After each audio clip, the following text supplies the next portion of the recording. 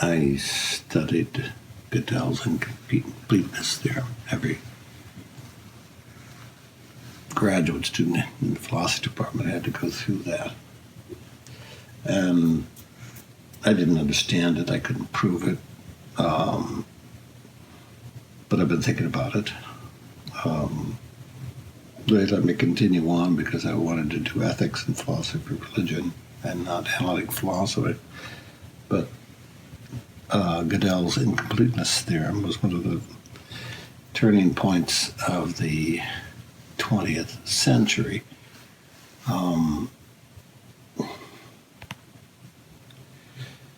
Badiou thinks it's being a better mathematician is looking at development of set theory as the foundation of the 20th century. But in 1903, Russell and Whitehead in Principia Mathematica tried to prove that all mathematics was reducible to logic, which they did for elementary arithmetic and algebra. But Gödel proved that the predicate calculus, which was the most advanced form of logic at that time, was incomplete in that you could not define rules to prove all the truths that you knew. So it was an incomplete system. Badiou in his work explains the incompleteness of the predicate calculus as complete deductibility as a limit at which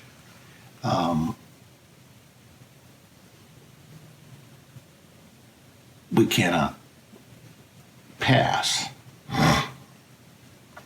In some ways, the implication of Gödel's incompleteness theorem is that there is no logical system for everything. There's no rules for the rules. Therefore, what you have is that you're always encountering things that are unpredictable and undecidable. You cannot predict the encounter, but you can't. Once you have an encounter, you recognize the truth, but you can't prove it. Therefore, you have to revise the rules, and therefore you have the creation of new rules, sort of like truth. And so I don't know much about math, but he claims Gödel's proof, the incompleteness of the predicate calculus, and the event of modern set theory, where in modern set theory you have infinite sets. And the logic of infinite sets transforms how you do mathematics. So go back over the Declaration of Independence and its connection with the 13th Amendment.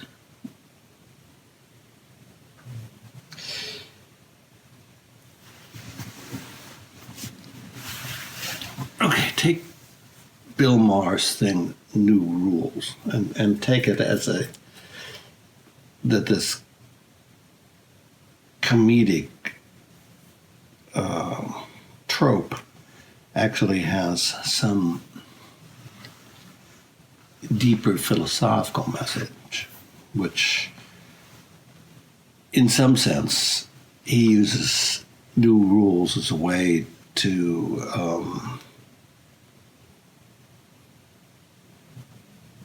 criticize by ruling out of order certain political events. Like, I used to go through those. This may not be one he uses, but new rule, if you have a a haircut that looks like you have an animal on your head, don't dye it orange, right? Ruling out of order the absurdity of a president who's wearing a comb over that's dyed orange.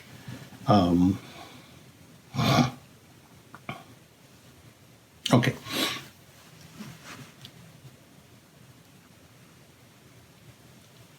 In the 17th century,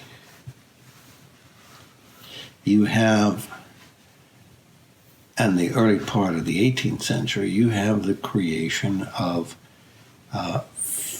political philosophy that begins to recognize human rights. John Locke, for example. But when the writer of the Declaration of Independence writes down the following phrase, we hold these truths to be self-evident that all men are created equal and they're endowed by the Creator with certain unalienable rights. Among these are life, liberty, and the pursuit of happiness. That creates a new organization. And from that organization, which is an event, unpredictable, incalculable, it occurs, and from that moment, how we organize things is changed.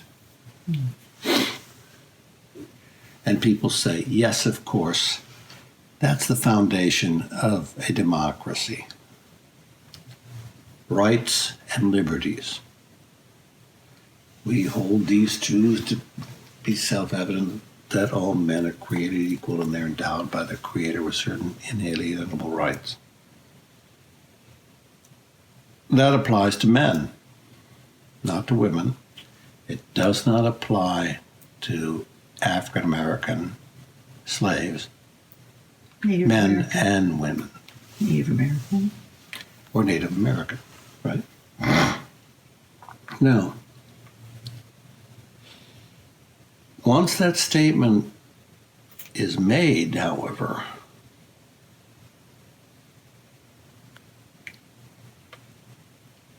okay, this is the application of set theory. Every set, every collection has and the rule of description is the sorting procedure by which you sort things out in the world. As the Brits say, we'll sort it out. And the sorting procedure of all men created equal, endowed with certain rights among them, that's the sorting procedure. Life, liberty, and the pursuit of happiness.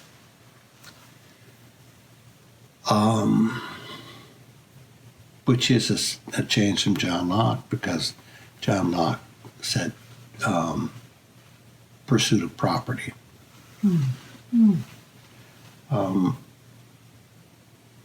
You get that sorting procedure, and people get sorted into citizens and non-citizens. And yet, men is a generic term. It is universal in its application. The question is, how much does it include? And of course, you saw in Spielberg's Lincoln, the debates occurring in the House of Representatives, whether African Americans were actually men. Because if they were men, then they had rights. And they would be included into the set. Okay.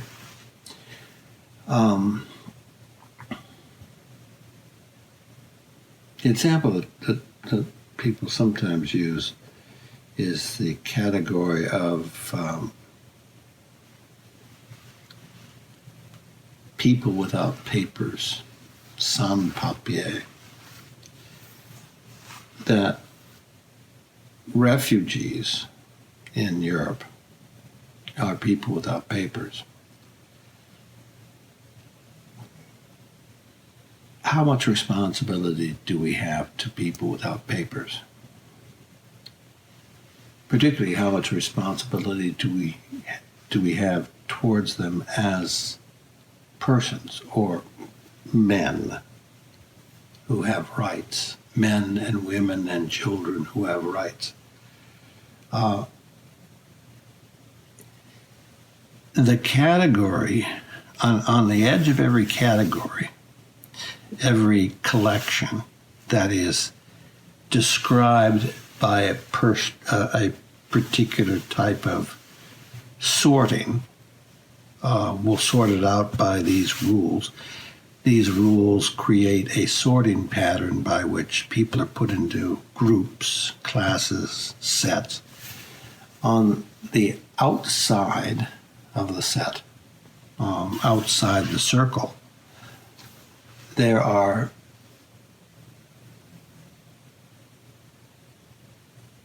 people without papers. And as soon as you include the people without papers into the set called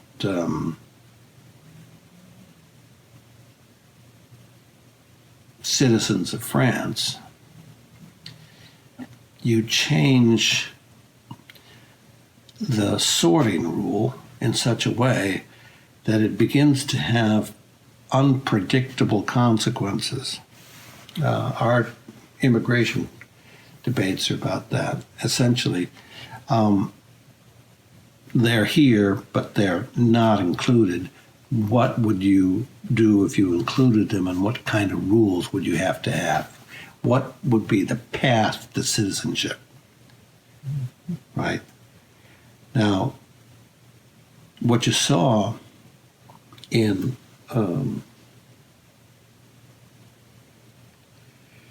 movie Lincoln and the movement of Lincoln's thought, which goes back to the question, what did I find in the movie, particularly the use of Euclid? Well, Lincoln did study Euclid, and he studied Euclid as a young lawyer to learn how to prove an argument. Now, of course, the logic of legal argument is not a deductive logic. It's proof by example. But you can just imagine Lincoln being fascinated by a deductive argument, which is difficult to do and also has necessary consequences. I mean, here's the rules, here's the relations. You follow the rules, you follow the relation of the rules, you get a conclusion that's absolutely necessary. It's why we use the phrase the iron logic, because it's just, you begin down that track and you follow the rules, you follow the relationships to the rules, you'll reach a conclusion, and everybody will reach the same conclusion, right? Though the logic of legal argument is different. The logic of legal argument is essentially argument by example, and he or she who makes the best story wins. Mm-hmm. Okay? Okay. Now, what you see in the movie is that Lincoln is a believer in, okay, this is the background of the movie. Lincoln called the relationship between the Declaration and the Constitution a picture of gold in a frame of silver. The gold was the Declaration of Independence. The frame of silver was the Constitution. And you saw in Lincoln the development of what it means to be all men are created equal. And you saw this use in Euclid. Things equal to the same thing are equal to each other. And that is what they call a common notion. That's what they call self-evident truth. Once you have a common notion of self-evident truth, you have an axiom. Once you have an axiom, you can develop a system, and through that system, you can deduce conclusions that are absolutely necessary. But what you saw is him working out what it would be to include African Americans in the category of all men created equal. And following out that logic, he moves through, as you said, the swamps, the deserts, and the mountains of politics to conclude that African Americans have a right to be free, therefore you can emancipate them. It's also a war measure, therefore it saves the Constitution and the political system and nation constituted by that system. But then he makes the next move, because once you get this recategorization of human beings, men, black men, the next move is to offer them citizenship rights. And then the next move is the 14th Amendment, which is due process. You can't have any rights removed without due process of law. And these unpredictable results continue in the development of the system. It then goes to Native Americans, and you get developments in the 60s of the rights of defendants, right? Criminals have rights, when before criminals didn't have rights. And why in the movies, I've just been noticing this because I've been thinking on this line. I mean, there's a trope in movies when you arrest someone, you push them around, you move them from place to place, you push them around. They are cartage, they are obstructions, and you move out of the way. But that's unjust, because you're not treating them equally. Got a fly in here.